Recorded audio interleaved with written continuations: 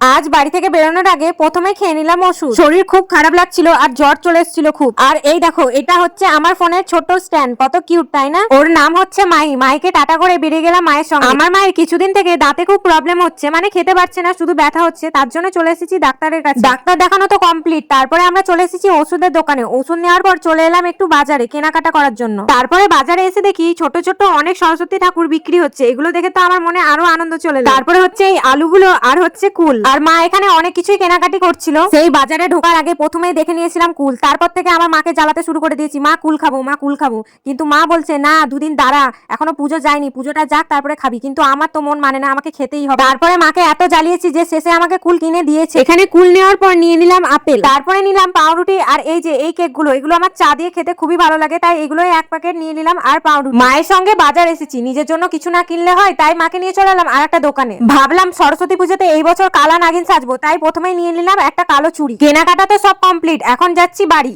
বাড়ি এসে প্রথমে ওই যে কুল কিনেছি, তাই প্রথমে কুলটাই খেতে বসে পড়েছি। আর সবাইকে টাটা।